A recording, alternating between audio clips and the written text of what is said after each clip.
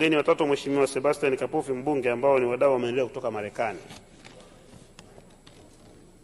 Wadau wa maendeleo kutoka Marekani,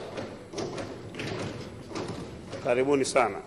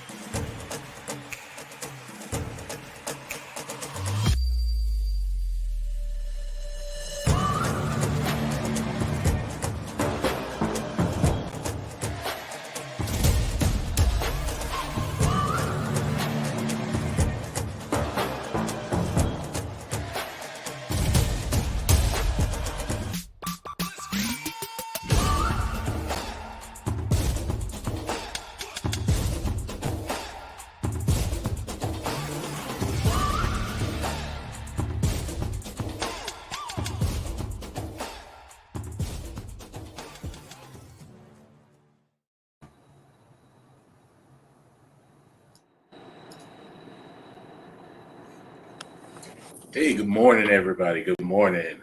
How's everyone doing today? I was going to say I took over Brother Karras' live, but he snuck in and caught me. So, shalom, everybody. Shalom.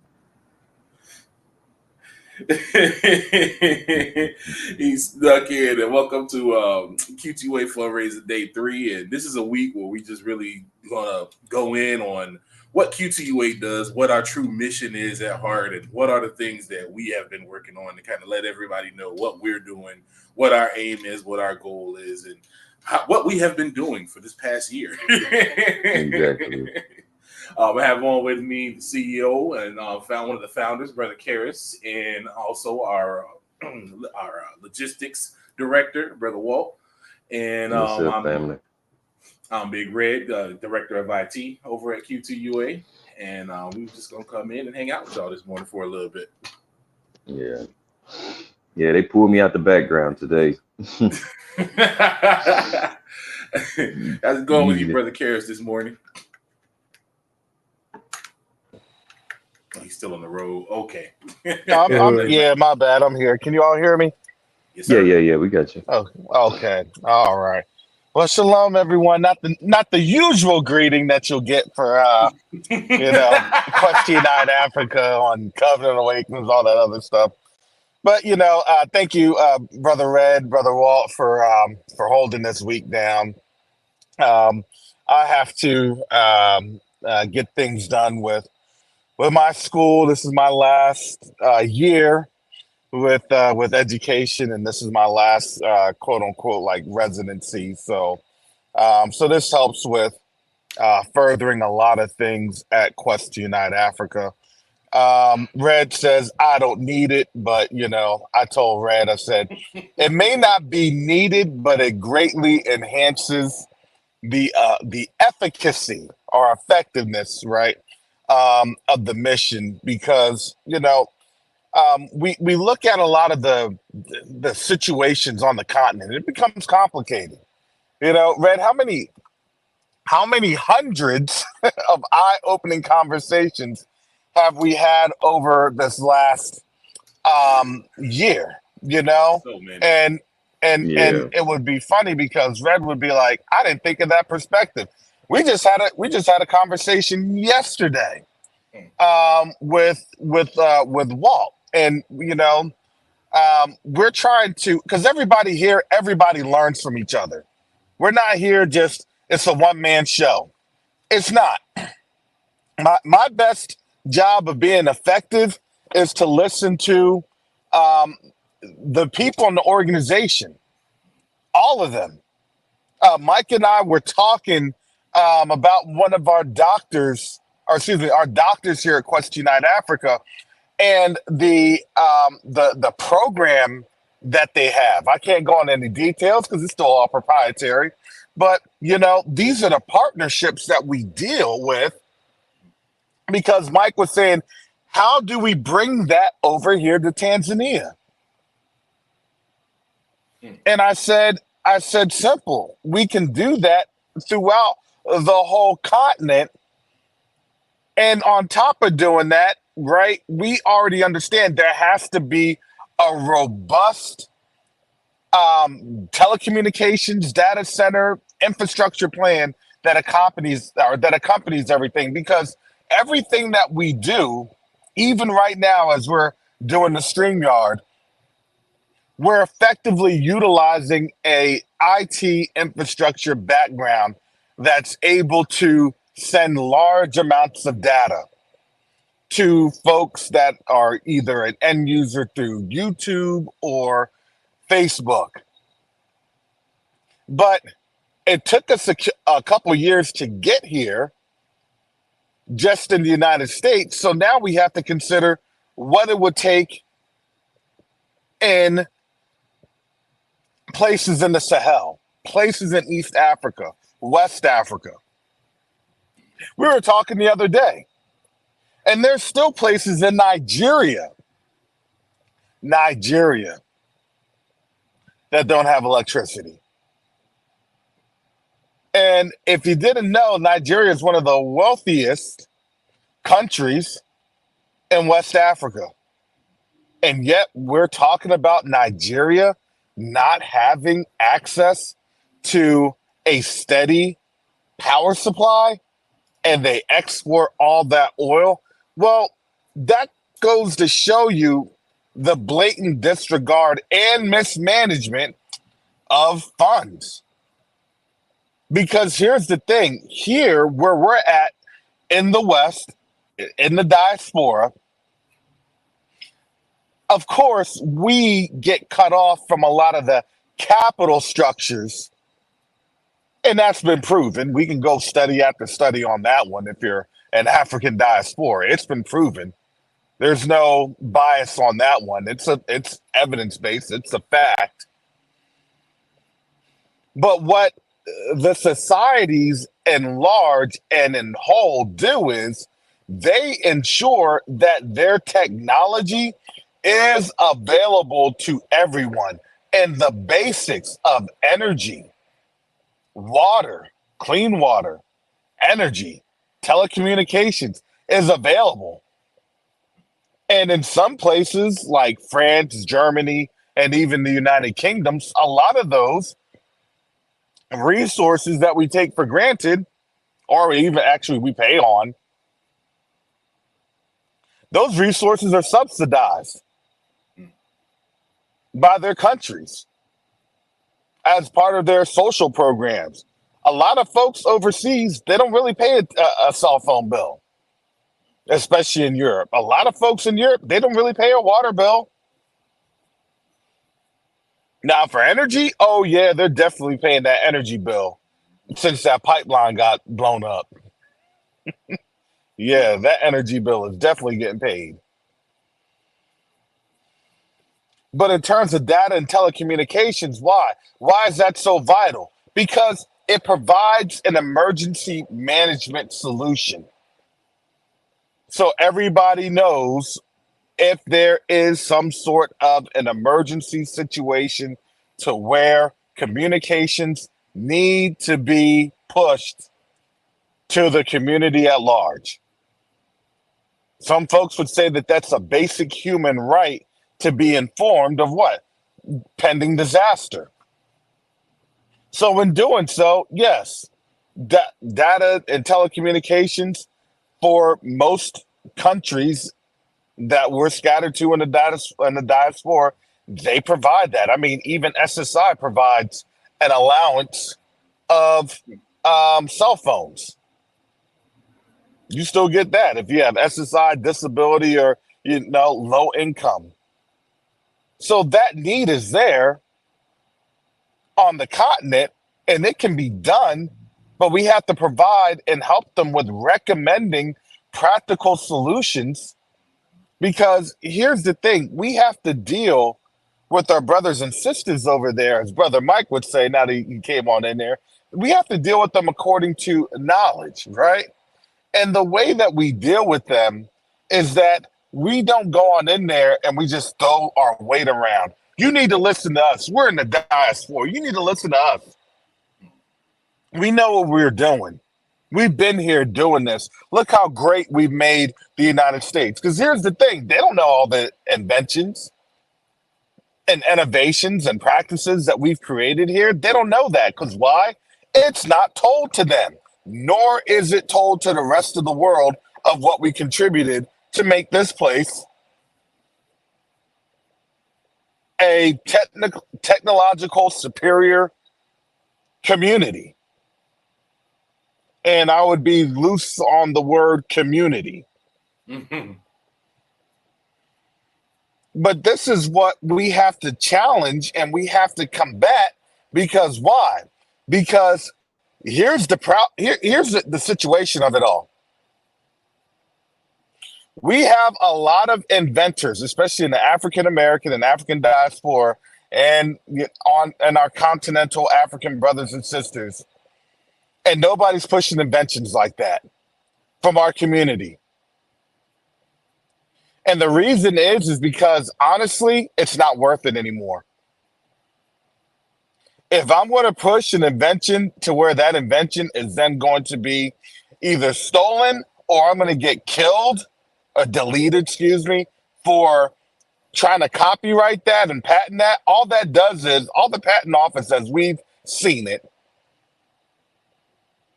as we've experienced it, let's just be honest, comes with the fact that you're letting people know that you have something that they can make money on, so they will separate you from your idea so they can monetize it. Mm-hmm. That is definitely the truth. What's the one Hebrew, Moses, that invented the machine that pulls the moisture out of the air? Like, soon as he had that machine, I think, was it just last year, some white dude came up into CES, that's a consumer electronics show, and had the same machine. Same thing. Yeah. Same exact machine.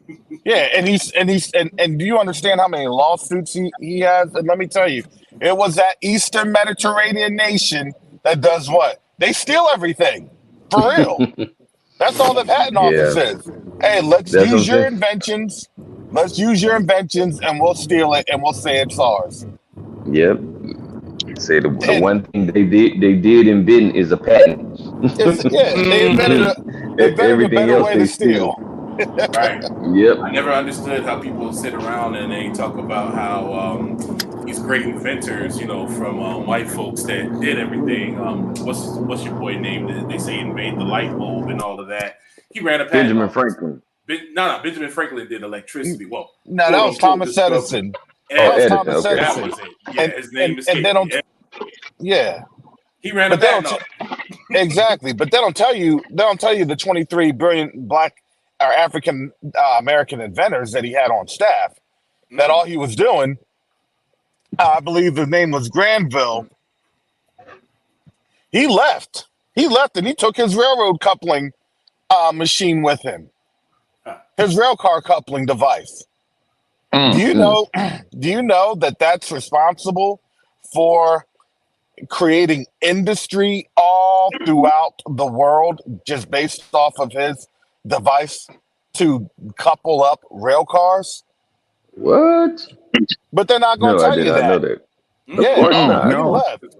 Railroad was heavy in industry back then. It still is now. Exactly. Yeah, it still is. They're not going to tell you that the one brothers, I think, out of somewhere in the Midwest, either Missouri or Arkansas, in the 1850s, they had the first automobile. Mm-hmm. They called it a wireless carriage, and it was more of a bus. But that was done way before the first automobile was created or patented under Ford. Yeah. But Ford Ford had a black guy who worked hand in hand with him. There was a black guy that worked hand in hand with him with that when they brought out the T model or something like that. Yeah, that Model T. Yeah. Model T. Nah, it was a black guy. They said he was the main source of Ford. Exactly, because here's the thing: we were already inventing that even before the Civil War. So we already knew a lot of the mechanics in the mechanical industry. Why do you think? And I would always kind of preface this. Why do you think they're trying to do a big deal on STEM? And the reason is that I believe that they're trying to do a big deal on STEM is because we don't have the space and the capacity to be innovative. Not in Yeah. this day, not in this age. Because why? Because everybody's trying to survive here in the United States. This is not 20, 30, 40 years ago. It's not. Yeah. Because why? Because a lot of black people understand there's no future here. It's not. So what are we now trying to do? We're trying to survive. So if we're trying to survive, guess what's happening? We're not worrying about anything to deal with. We don't want nothing new. We just want to go to work, make money, come home, and try to keep up with the Joneses. Exactly. Exactly. So now they're pushing STEM because why? Because they want to have their people try to engage. But the problem is their people really don't provide those innovative resources. We always do. Now, when we come up with the plan, they see what we do and then they try to steal it. They do steal it. And then they steal it. Yeah. And then they steal it. They But that's steal the it, put a little formula. spin on it, and say, "Hey, well, I created this." Like, joke, it's the same thing. No, it's different, because it's one small thing that's different. It's like how you have these European Spaniards, the Puerto Ricans and stuff that we over here, white as all get out, and then they tried to say that they invented breakdancing because breakdancing in the Olympics, and they had a hand in it. And I'm like, dude, y'all had no hand in it. They were breakdancing back in zoot suits back in the 1930s and 20s, like when they were doing dance joints. Y'all were nowhere near around that. They always do this. They'll take something that we created and take it and run with it, and then next thing you know, hey, we did this. We started it. They got a whole Olympic event in the Olympics for the breakdancing. And I never knew that. I never knew that. Wow. If they would have had breakdancing back in the 80s, man, all our folks would have been there. All my, the reason why like 7 or 8 people I know personally would have won. Well, you know what? But truthfully, it was way before then. You go back into Africa, they were down there spinning on their heads, and they was dancing. And this, what they call the helicopter, you remember that? You remember? Yeah. Do you remember the move? They was doing that back in. Oh man, this is black and white. When they was doing this, yes. Yeah. I just looked at this video. I got to get the video, man. But it was the earliest. What they call, they call it breakdancing. Now I don't know what it was called then, but they was doing it. Yeah. Yep. Moves and stuff. They all have their origins within the culture, and the more we start forming different relationships on the continent, the more we start learning these things and seeing stuff from folks and seeing just the African view of things and seeing how we're really not that different. No. Hey, Red, I'm gonna tell you this. I went to a what do they call it? A wedding. It was the what do they call it? It was a pre-reception, pre-wedding party. Let me tell you something. No, we not far apart like what you said. Now, I'm gonna tell you what they did. And then this is like an international thing that we do. It seems like everybody do it. We call it the what's the wedding step that everybody do at weddings? The dance. The electric slide. They were doing the same thing. Man, because when we were in Africa, we went to a little Catholic coordination or something, that they had in the area where we were staying, and them jokers broke out with the electric slide. I was like, man, me and Chris was like, are they doing that because we here, or is that just something that they do? They do it, man. All the way on the continent, on the east side of the continent. That is something that they do. I've seen lots of videos. There was one where they was on the beach, and basically, just like you said, everybody just got together, and you would thought they was doing the Cupid shuffle. They was all doing line dances in the row. Same thing when they started singing songs and stuff. There was another one. It was some Bantu traditional songs I was watching. The same thing, all in the group, all moving together. Like it's a universal thing. You know, that's why I try to tell a lot of African Americans here. That's us over there. They just was oppressed in a different way than we were over here. And this is why we're, you know, when we go over there, our main focus with Q2UA is this is how we push, like we talked about yesterday with the businesses. Yeah. We push that with the relationships that we make. Exactly. We meet the people, talk to the people, understand what they need, understand what they want. It's like what Brother Carrot said earlier. We don't just go in being like, oh, we're the diaspora, we know everything, put our foot on the table, and we'll tell them to start rubbing our feet. Nah, man, like I said, and the more that we go and visit and talk to people, the more, like I say, we do realize we the same. We got the same struggles. They just told us that they were different, but man, we got the same struggles over here. They've been colonized. They done been enslaved with their mind. Which is one of the hardest colonization to get rid of or to get out of. Yeah. To get, to let that mind go. Man, I have so many different meetings with different owners here, and things. So I mean, it's something that this is just me, that we have to take the initiative, meet the brothers and sisters here that do business, speak with them, and you never know what you may open up. You never know what you just might open up.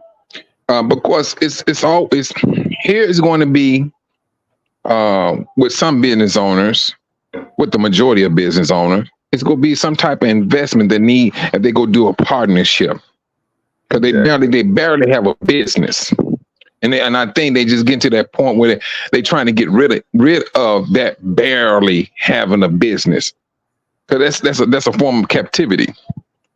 And truthfully, even though they're trying to move away from it, they literally are trying to move away from captivity and to be self-sufficient. Yeah, that's what they want, and that's what we want. The same thing. We want the same. We're just being said in different ways. Alike. We have the same struggles. We got the same struggles. We want to get out of captivity too. Exactly. Yeah. And the only way to do it is for us all to work together. Group economics. If we can spend our money within our own community and support each other, we can take, because we spend the most money, and if we can spend it within ourselves, within our own community, it will be we don't really need nobody else. No, yeah, you're right. That'll be like, man, I mean, you'll put a hurt on somebody else. I mean, can you imagine? I mean, it's a good thing that we that we didn't do it, because if we did it, I don't think we'll be having this conversation right down to this day. If we spent 1.2 trillion within our own communities, how many African Americans will be willing to, hey, let's go to Africa and do business? They'd be like, man, no, you must be crazy. Yeah, I'm in Africa within America, because I only spend money with Black businesses. That's what I'm talking about. Because I mean, if we did spend that 1.2 trillion amongst African Americans, it'd be difficult for us to say, hey, let's go do business in Africa, because we got a good thing going right here. Exactly. And but they came in, affected Black businesses, affected Black employment. This is what this nation did. And so now with that, all right, what you just said, Red? Now we're in survival mode. And that's the worst thing you can do to an African American, is put them into survival mode. That's the worst thing you can do. Because we'll do whatever. There you go. And whatever it takes. Yep. You give me a handful of beans, for real, they going straight to the garden. Yeah. We go grow some beans. We're gonna get more, and we go start rotating these beans. So many beans, we go eat so many beans, we go plant until we start selling some of these beans. Yeah. That's the worst thing this country should have done. Yep. Is And put that's us why into oh boy. Yeah. Yep. Fight Go or ahead, Reed, I'm flight. sorry. No, you good. You good. That's pretty much leading into the point. That's why we started doing group economics again, but just with the African twist. That's all the same thing. And even still with African American businesses, like, you know, we talked about Nature's Legacy Garden the other day, and you know, the videos and stuff that was created. That was Brother Fastnickel with his business that he has with marketing and stuff. That's his vertical. That's his specialty. And that's what we're out here doing, is we're trying to connect the two sticks together. We got the people that want to do better on the continent, and our folks over here that's trying to do better over here. And we're basically putting those relationships and putting folks together and saying, hey, let's see what we all can do together. It's not about one big eye, one little me. It's not about one person doing this, one person doing that. Same thing like I said yesterday. If you have a business, you have something that the Most High put into your heart, that's what we're all talking about. Everybody got something different to bring. It's how it goes. We only can work together. What you got to say about that, Brother Fastnickel? Well, shalom, everyone. Shalom, brother. Shalom. Hey. The one thing that I have learned from Brother Red is I'm always wanting to do things, get things going. And a lot of times Red will say, hey, you know what? We want to do this, but you know, we can't rush, or we have to take our time. So I've had to personally get used to going at a more even, or I don't want to say slower pace, but a just more even keel, and not be so quick to want to do things, because there's a bigger picture. And that's what's so great about what we're doing. You know, we don't have a lot of volunteers, but we have the right mix of volunteers. Amen. But regarding the people that listen to this call, I've always said, you know, when you look at people who have made a difference, it wasn't a long period of time. When you look at a guy like Richie Valens, the guy died at 17, but in a short 6-month period, he created 3 songs, and then even though he died in 1957 or 50, no, I think 59, in the year 2000, he was elected to the Rock and Roll Hall of Fame. So people don't need a lot of time. Just like with Yahusha, you know, his ministry was 3 years, but it made a long-lasting impression. So you don't need a lot of time to do things. And so we have people that, if you're doing something that's your career, something that you love, that you'll do and you don't need to get paid for, that's what your gift is. So whatever that is, you can help Q2UA with using that gift. So, because a lot of people kind of think that there's nothing I can do to help the organization. But the truth is, just look at what you're passionate about. And that's your calling, that's your gift. Exactly. Amen. Just do what you do.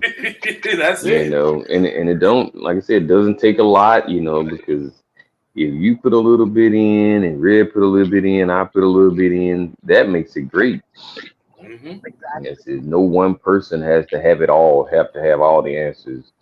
Because even me, I'm still learning, you know, because, you know, I put what I have in, Red put what he has in, Karis, and all the volunteers, we put it all together, and that's what makes us great.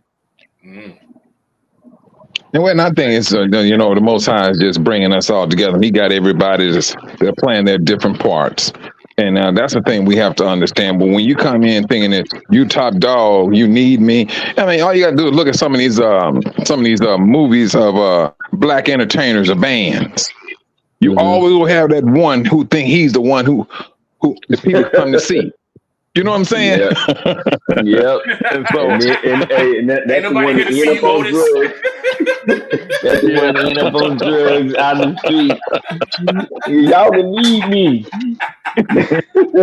Nights like this, I wish.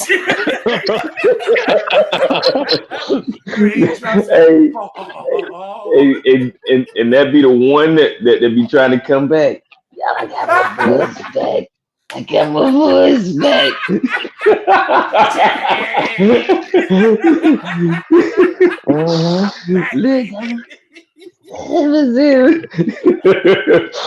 Man, nah, man. You know, but one thing I learned, brother, from that is that majority of your drama like that are black bands and black groups. Majority of it. You know, and it will show you something that we have a struggle of coming back together. Mm-hmm. That's what it boils down to being, because you know, and I think we're doing it. I think we're doing that. I mean, you have disagreements and we press on, and everybody trying to, oh, I can't stand you and all that. No, we don't do that. We are so far past immaturity. It's unbelievable. Yeah. Well, they pitted us against each other, with the Willie Lynch little thing that he did, and put us all against each other. And we're just now realizing that was a game. That they don't want us to work together, because when we work together, we're powerful. And they can't manage, they can't manage us if we're all working together. Because even now, if they see a bunch of young African Americans together, they can be walking up like, what y'all doing? Why y'all here? Because even after slavery, they would not let more than 2 or 3 African Americans kind of hang together, because they knew that we was plotting a way for us to get on top. Right. And so they kept us apart so that we wouldn't work together, so that we wouldn't be able to survive without their input, or what they had to, or what they wanted to give us, not what they had, but what they wanted to give us. And we're just now realizing that was all a game. So let's look past all that, learn how to work together. Will there be arguments, disagreements, and all this? Yeah, there will be that. But it's the process of learning how to work with somebody that you've never worked with. Well, I think that now that the curse has been lifted, more of our people are realizing that, where they didn't realize it before. Yeah. I know I'm realizing. Oh yeah, big time. It's like seeing with 2 eyes. It's like, okay, you've always heard that teamwork makes a dream work, but you really see it in manifestation when you really start doing it and just being like, all right, let's all just get in here. Everybody take their individual talents and they move. It's even, it's international, because a lot of our folks, some of us hail from the continent too. And that's the thing I think about most about the people that volunteer now. We see that it does work better when we all get together and put in our little 2 cents.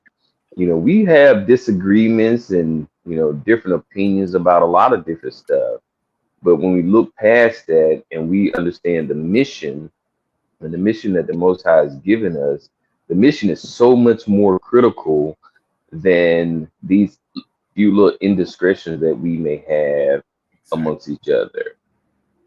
And we just say, well, I may not agree with your views on what the feast days are, or how you treat your spouse or whatever, but the mission, as far as critical infrastructure and economic development, is so much more important than that.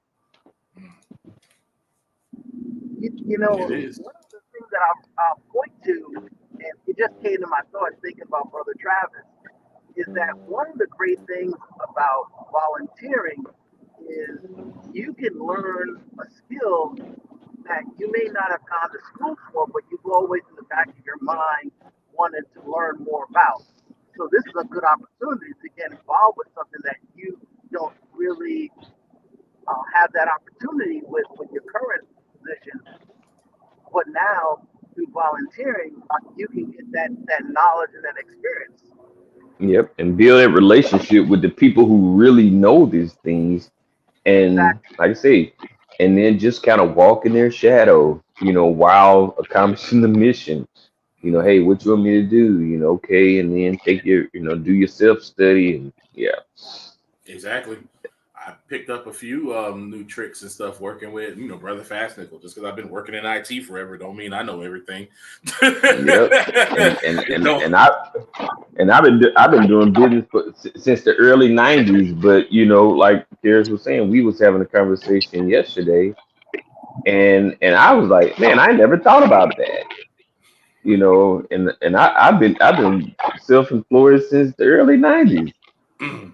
But you can always learn something when you get around people who are willing to share. That's it.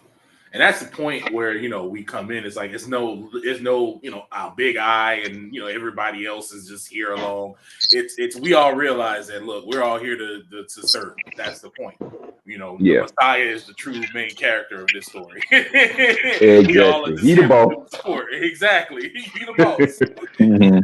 He the boss. His father is the upper management. You know what I'm saying? That's We're right. following them. That's we Yeah. just walking in their will and in their word, and it's all about really what he said. Because what did the Messiah do when he first started his ministry? He started forming relationships. He gathered 12 Exactly. men together. Why to go teach? And he Yeah. started Say, hey, teaching. they say, y'all, let's go do this. I need y'all to follow me. Where we going? Just don't worry about that. Come on, I got a plan. And he chose to, like, imagine some dude coming to you on your job, tapping you on your shoulder and saying, "Hey, come follow me. Hey. I'm gonna make you I know you work at a call center right now and you answer the phone, but you're gonna answer to the Most High if you follow me." Man, wait a minute. Hey, and the thing is, they didn't ask no question. Well, let's say it's not written that they asked questions, but like, where we gonna live or nothing? They was like, all right, bet, let's go. And They just they gotta have permit it. made an impact throughout the world for the past 2,000-3,000 years. Well, not And 3,000, but yeah. still quoting their Almost words, 3,000. still talking about their deeds. Yeah, they still talking about, what they did, and yeah, yeah. It's And I'm amazing. sure at the time it sounded crazy. It looked crazy. Man, They literally, man, I'm gonna again, get y'all. we don't look at the word like, we got to put the word in perspective. He literally came on their jobs, helped them do Yeah, better, and say, "All right, now quit this job and follow me." I quit this. Come with me. I got something better for you. That's like You somebody know? coming to your job, telling you how to become employee of the month. You got a big old bonus check that is saying, "Now quit, follow me." Yeah, quit. Follow me. Trust me. I got something better for you than that. And the thing is that they were average people. They weren't like no superhuman or super smart No, people. These were, some of them were They were murderers, fishermen. All fishermen, different personalities. all different type personalities, Mhm. from the highest to the lowest. They all learn how to work together. They Mhm. all put their little part in, and the impact that the Most High has allowed them to have on the world is phenomenal. And think about it. Peter and Paul had their differences, but they had a common mission. Exactly. Yes. They kept their eye mhm. on Exactly. the prize, as they used to Yes. say back in the Baptist church when I was growing up. Keep your eye on the prize. It don't matter, because what we got to understand is these Gentile nations, or rather these foreign nations led by Gentiles, they don't like each other. We see that what's going on in world events, but guess what? No, They working together. because they have their eye on the prize. Mm-hmm. And then once they accomplish the mission, they may separate, but when it comes to whatever their mission is, most They'll of come right most back of the together. time, most of the time it's money. Mm-hmm. And if they see where they can make some money working together, they will work together. They will work They together. do it in what they call Congress now. Hey, we can work together because we can make money off of this, y'all. Yeah. All right. Well, That's that's it. Where I was fine. going. I know I don't like you, Yeah. but they don't Black care. folks, we'll be. I don't want to go over Nah, there I don't because like them. I don't like. Nah, man. We I got don't to like get the way past they do. that. I have a perceived slight against this organization or against what this one person who was in the organization did. So I'm Yeah. just gonna talk crap and talk noise and be upset. Like, come on, man. Come on. It ain't Yeah, even we about. got to get past that. We It's have to like petty. mature past that Yeah. and understand the mission and period. Just understand the mission. And if you feel a call for the mission, Mm-hmm. you can look past all that stuff, put your part in, so that the mission can be accomplished. You know, Mm-hmm. and it's about us working together and becoming one and becoming great again. That's right. You know, you have a few pockets of success, financially successful people, you know, that they work within their little group. Now, if we all could work this within in a national stage of all working together, that would be phenomenal.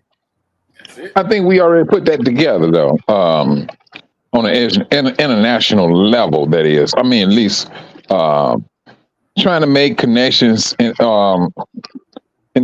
different countries in Africa, you know, and Yeah, we've been putting that together. We've been, man, you know, I mean, let me see, 1, 2, 3. I got over 5 meetings with different business owners. We doing it. yeah, We doing it, you know, and we just trying to see how can we work together. And yeah, they give their, you know, they give their take on it. We give our take on it, and we try, you know, and see what we can do together. And that's yeah. the start. That is the start. This economic powerhouse. Right. Yes. Exactly. You know, one of the things that keeps us back is saying that we don't have the money to do something. And I heard something yesterday that reminded me that when you look at most businesses, corporations, those people don't use their own money. Mm-hmm. They've either used a family member has bought into their dream, or a bank has given them the money, but they didn't necessarily have their own. I know that from a minority standpoint, sometimes we have a harder time to get that money, but don't let money is just a tool. Don't let the money get into your mind and think that because I don't have the money, I can't do something. The money is a lot of times the easiest part. Exactly. It's true. You just gotta find a way to tap into it. Exactly. You know, and like I said, if everybody put a little bit in, everybody make a little investment here, a little investment there. If you believe in the mission, you got the money. You know, I think in due time, in a very short time, the brothers and sisters, they gonna start seeing it. They gonna start understanding the mission a whole lot deeper, and they go start the donation. They go pick up on donation because now they seeing a bigger picture, and it's involving them. It's going to involve them, whether or not they want to, you know, accept it or not. They're gonna say, but I'm gonna tell you one thing: the Gentiles understand it. They understand it very well. Yes, They understand it down to a T. Yep. They were like, pinch. oh no, yes, we got to look here, bro. I went to the farmers market. You know, you have Chinese people living in some of these villages. What? Yes. Yes. I've heard that. I've seen some pictures and videos too that they'll be dwelling with villagers. Yes. Yes. Yeah. So they going over there in our land, hanging out with our women, sucking up the resources that belong to us, And a lot of us like, nah, that ain't. I don't want to do that. But they're You know taking what? your inheritance. Mm. And Your plight. Yeah. this is the problem, though.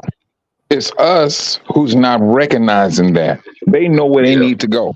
They Yes. know if I'm go eat, I need to be in Africa. Exactly.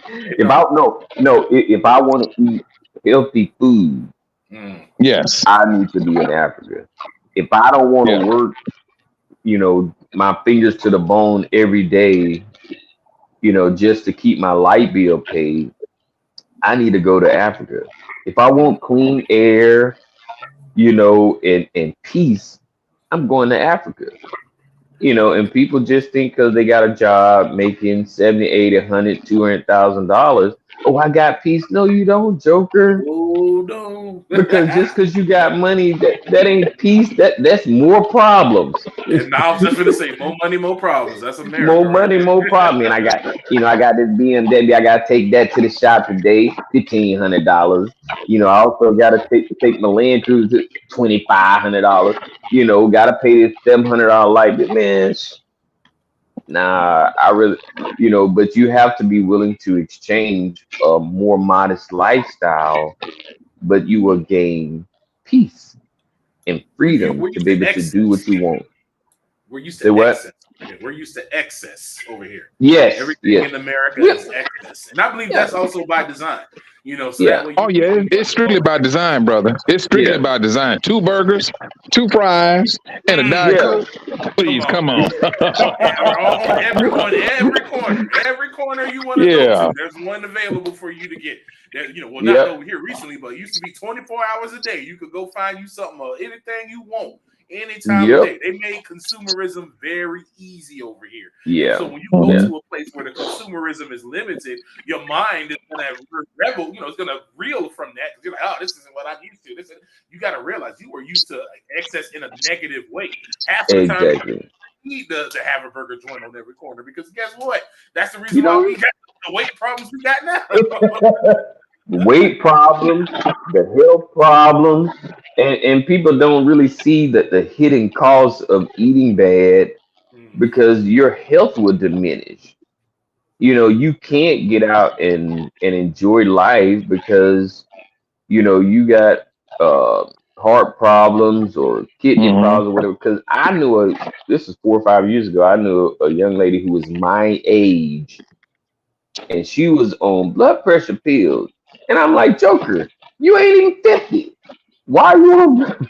But she ate whatever she wanted, whenever she wanted, and hence lies the problem. And if you stay on that blood pressure pills, then you wind up in dialysis, Yep.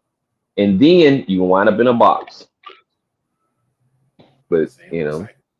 same old, I same old. mean, yeah. Everything But you're saying, Go ahead, brother. Fast. say it again.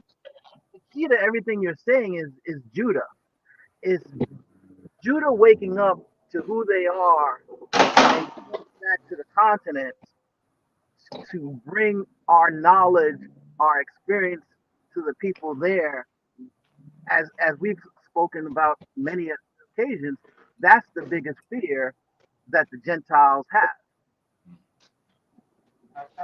Yep. Because when we can put our knowledge and experience with their resources, hey, it's over. It's No, it's Well, you over. know what? It's more so blending the knowledge. It's the blending of the knowledge that's the fearful tactic that they see in. If you blend you, Mhm. bruh, if you take 2 cultures but of the same bloodline and you blend them together, they may speak different languages, but trust and believe they will work in unison. All those speaking a different language. We just got that gift. We Yeah. can work it. It even worked for Yeah. them. That's what happened with them. They're literally nothing but a bunch of disparate tribes that came together to take down a bigger opponent, us. the melanated folks that was running everything at that time. Let's just be for real. That's what we're seeing. This is why things in the world center are fracturing, because they have no unity no more. And the other ones who were lesser than the ruling class, they're all uniting now. That's why you got Putin making a whole assembling of the Avengers all through Asia, just riding around Asia, just meeting everybody. He's meeting all the heads of state. Y'all come with me. I have a plan. He meet with India. You know what I'm saying? He took Kim Jong-un on a joyride. There's videos of them right. around Exactly. I remember that. Come on. We can be friends. I'm like, come on, man. That it's you pay attention, you see what's happening in the world. They're literally it's revelations going on. This is why it's time for us to be like, hey, I ain't finna back the losing team. I'm not gonna say even the rats have enough sense to hop off the ship when the ship is sinking. I keep saying that, but it's the truth. It is definitely the truth. The animals move in more wisdom than humans. You know, humans will see things going bad, but will still do the same thing that you've been programmed to do, because it's like literally people are programmed. We are programmed with a paradigm that we think this is the way to do it. We look at what the other cultures and other countries, the way that they tell us to look at them, and we don't look at it for what it is. This is why we made our getting relationships a pivotal thing, because you have to get that nonsense that they put out of your head. You have to deprogram yourself and gain a real, genuine understanding of the culture. You can't just go off of what you see on TV and what you just hear. You have to make a real concerted effort to connect with people. Exactly. Because they're going to tell you that Africa is its whole country. Oh, yeah. Y'all don't need to go there. But even though they have homes and estates in that on that continent, because not everywhere, but in a lot of places, more places than not, of Africa is just beautiful. The air is cleaner, and it's just it is amazing. But they're gonna tell you, no, you don't want to go there. They're gonna show you the worst of the worst of the worst. But you have to realize it's the same thing in America. They don't like you anyway. The Africans. Exactly. But America, what Go Black says, damn Erica.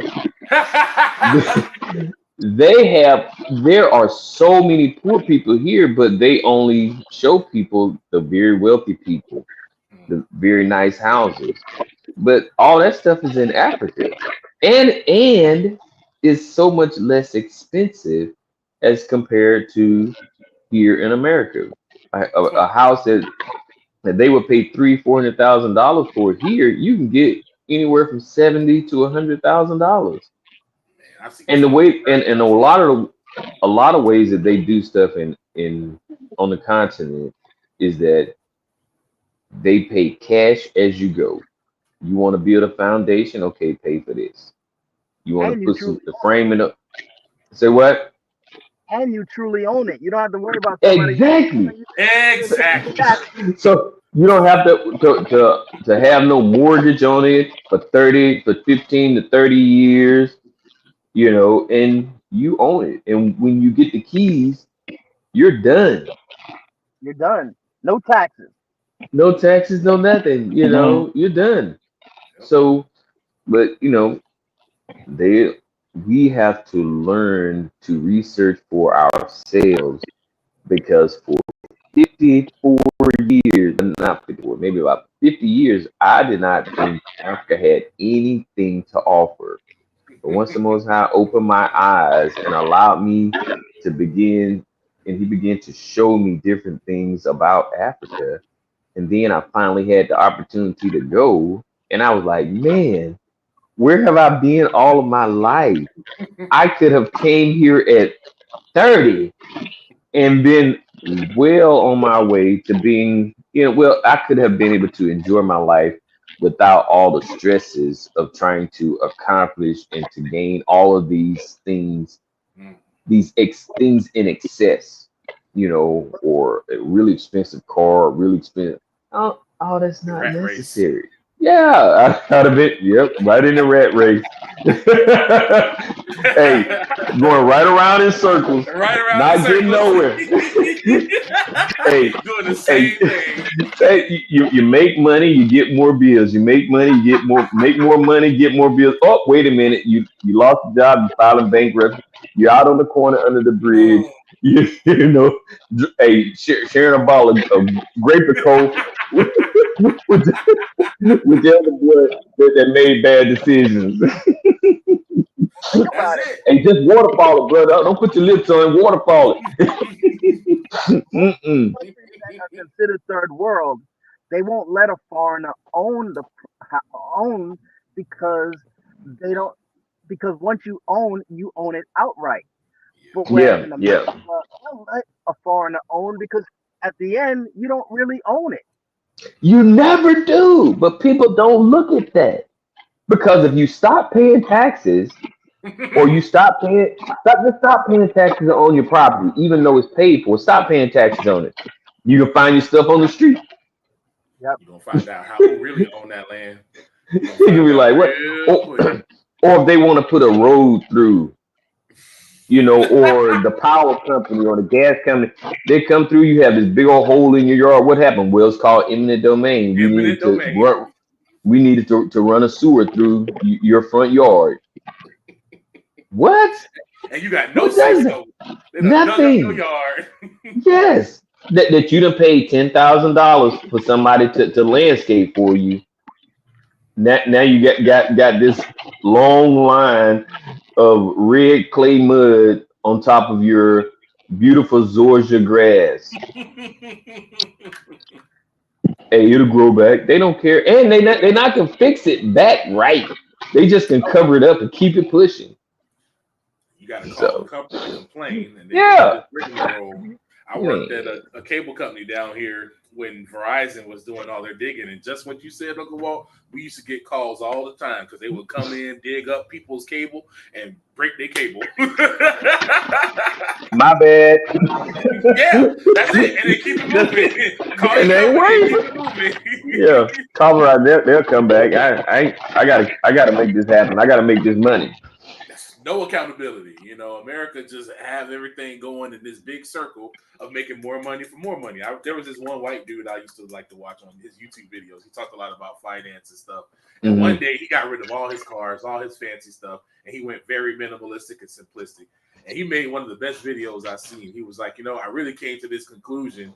He was like that, when he said the same thing about it's just a wheel. He's like, you make more money, Exactly. and they tell you that you have to have these things to be seen as successful. Yes, So you get you those gotta go to things. these restaurants. Then, Exactly. then it costs you more money. So you got Exactly. to keep money. Then you got to have emergency fund because you don't. If you lose your job, you don't want to have to downsize. You want to keep that same. You want to keep that same energy, man. Man, forget that.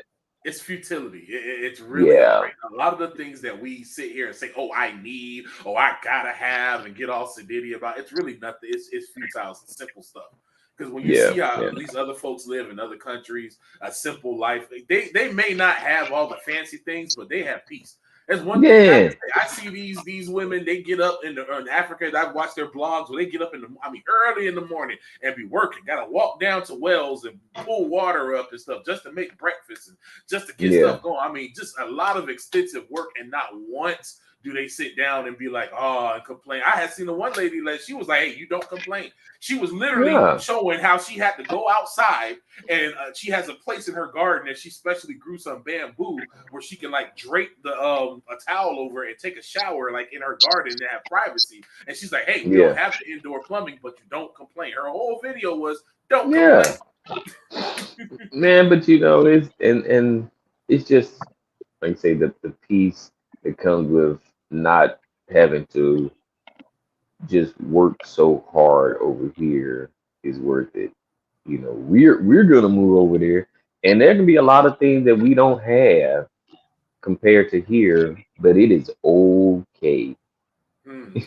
I won't have to work as hard. My wife won't have to work as hard. We can pay for stuff and just be done with it. and And ain't enjoy it. nobody calling Africa a utopia. Ain't nobody saying it's like a Nah. we literally sat up here and talked about all the problems and stuff that's going Oh on. yeah, they got problems.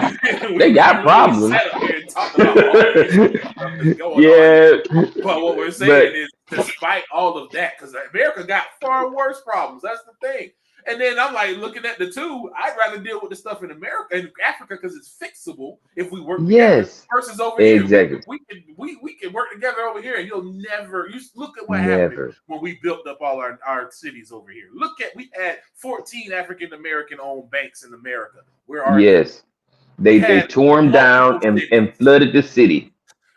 We have multiple cities, Tulsa, Okeechobee, Rosewood, all these different black cities that were good and prosperous. Where are they now? Gone. Bye. Night. You know, like we always want to look at other places. Oh, they got this, they got that. Literally, we got all kinds. I just heard about a young boy that just got shot and killed, and other young black dudes is over here singing and celebrating. But you want to tell me that they violent over there? Come on, man. Nah. You got these little young dudes over here killing people and dancing on their graves, bro. Yes. And you want to tell me that there's other places is dangerous and all this crazy stuff? They have a semblance of order. I think Uncle Mike had just told us a story. Uncle Mike, tell us that story about that dude that robbed the store people and how they came in and brought that thing to justice. Oh, that brother, he stole something. He was right there and they grabbed it. So the owner of the shop started chasing him down. He said one word, thief, throughout the whole neighborhood. Everybody stuck their head out and stepped out on the road. Yep, into that. and then they stopped him. And so what they did, they called the police. So instead of them waiting for the police, there's always a community jail. And they know the person who has the key. They call the person, boom, they throw that person right there in that jail. He may sit there for a couple of days until the police come pick him up. What? They don't play. Now, one of them, the other guy, he broke in somebody's house. And they knew of him being a thief in the neighborhood. But when he broke in this one person's house, they laid him down. He don't get back up. They had to take his body out. The police came up, put him in the back of the truck, and they drove off. And they talked to the person who did. They say he broke in my house. That's all they know. That was it. They don't go no further than that. All right. And the people saying he's known to being a thief. Yep. Now we're in America. Can you run and yell thief and everybody gonna come out and help you? No, what they can do is they can lock their doors. They can lock their doors. Click.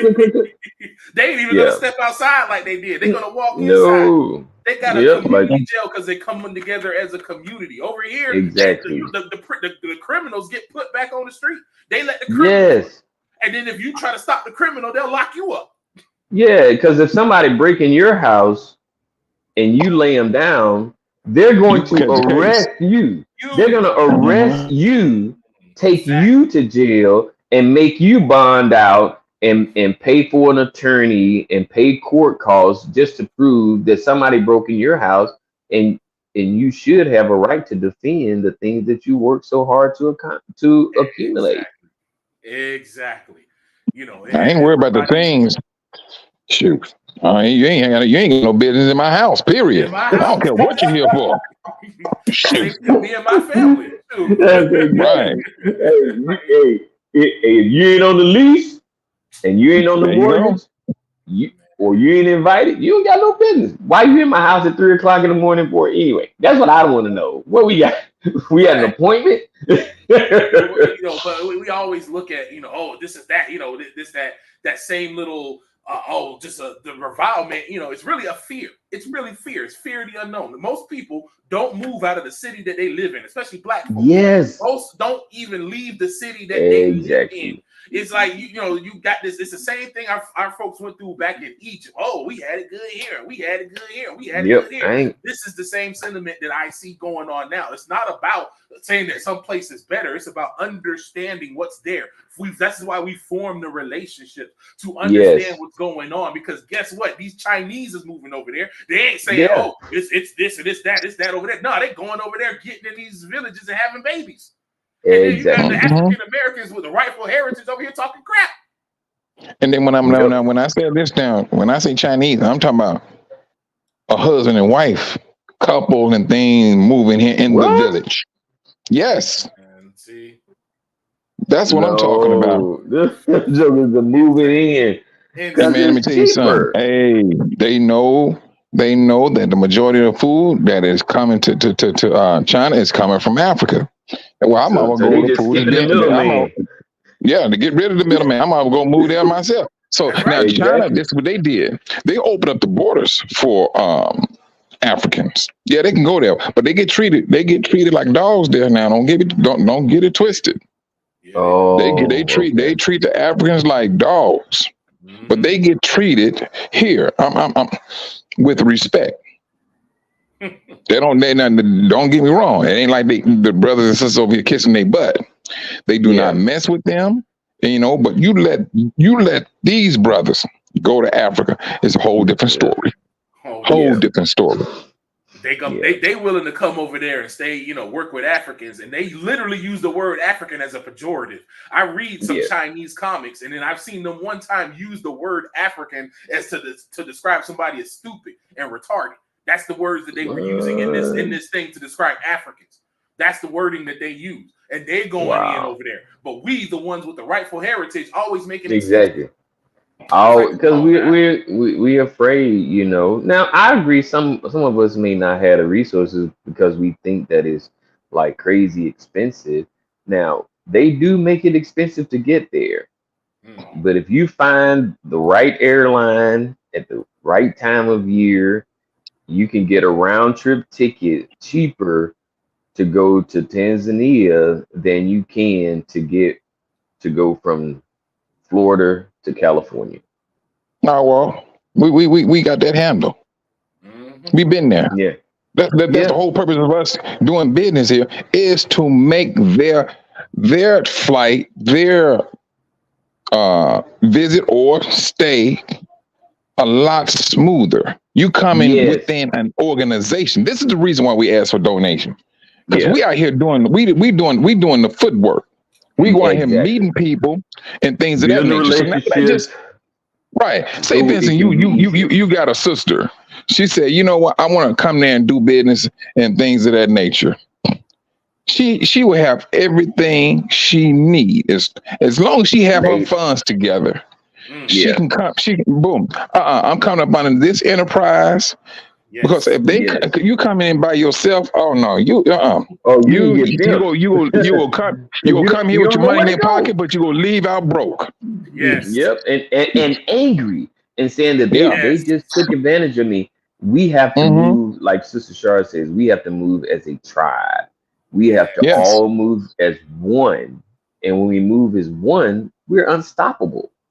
We're unstoppable. The other nations move. The other nations be moving over there and making all these moves. You don't hear the Indians saying, "Oh, well, we have to take care of India first, and we got to worry about India." No, they're about the enterprises because they understand that if they expand into other nations, obviously they're going to be able to take care of themselves. And that's what they do. They go over there and build communities and help people of themselves. All the other nations do that. Again, and they're nice with excuses. Yep, and they're nice communities because they have like a 10-foot concrete fence. But one day one of the gates was open and I was like, are you kidding me? Hey, then I look around. Custom doors. And I look around them in the houses around them, they're horrible. But then they had the gate open, I peeped in there, I said, man, that's a utopia.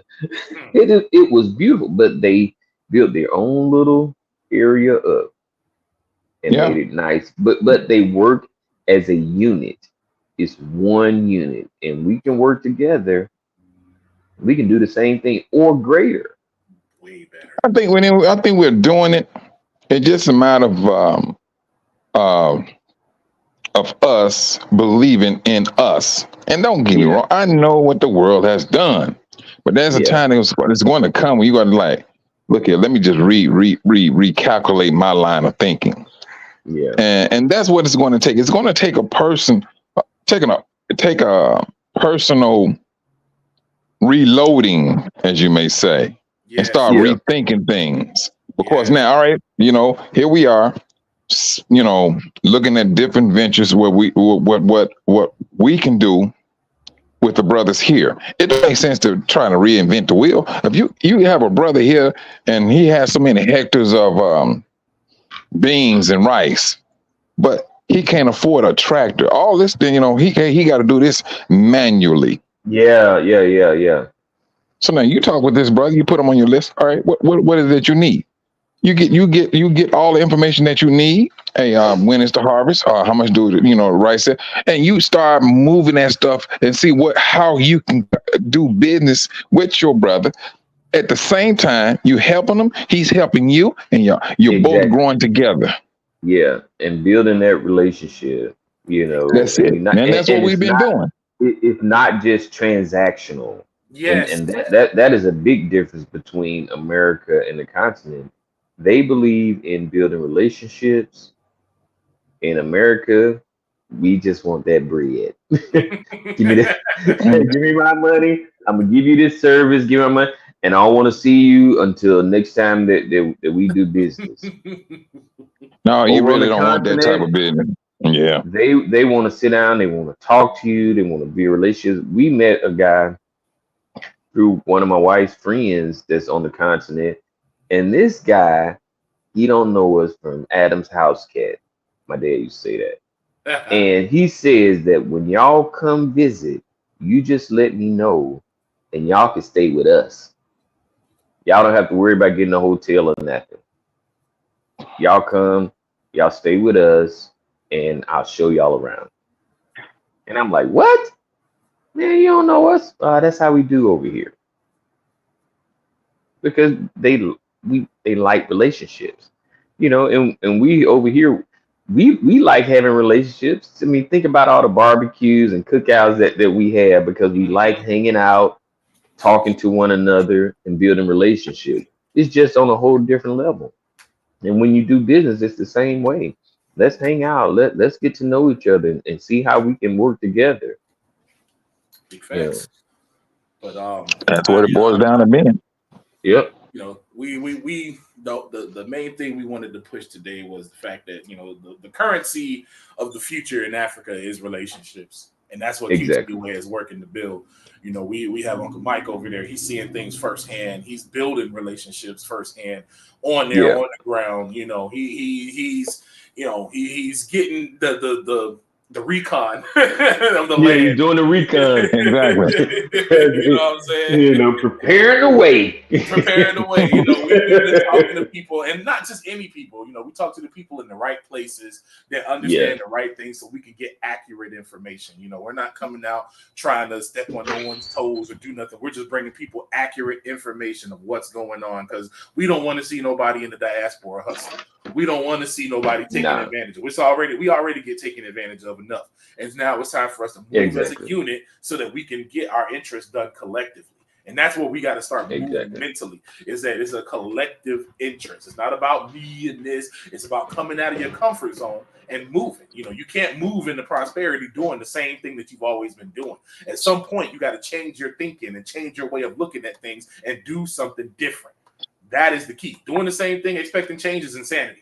Doing this, sit here and saying, "Oh, I'm gonna wait on the Most High," but not doing nothing is just the same way as the servant that buried his talent and didn't do nothing. He just buried the talent. Oh, I waited for the master to come back. What are you doing? You gotta do something. You gotta do something. So we appreciate y'all coming through with us this morning. We wanted to really get everybody out talking about the relationships that we got going. Wanted to remind everybody to always check our website to look at Nature's Legacy Garden, another African Diaspora business that we're working with. To get things going, as well as the He Say She Say with Sister Shar with her mediation business that she runs every Monday at 6. Africa. I'm sorry. Question Night Africa is all about the relationships and getting the diaspora in places that make us succeed and thrive with the gift and talents that you have. Auntie Darlene, she's the woman that runs Nature's Legacy Garden. She'll be with us on, I believe, Friday, and you'll get able to see and hear. This is what we do. We form the relationships here, we form the relationships there, and then we bring everybody together. So, Uncle Walt, Uncle Mike, I appreciate y'all coming on and everything. For sure. Not a problem. We will see y'all tomorrow morning. We appreciate your time with us. All right, shalom, fam. Shalom.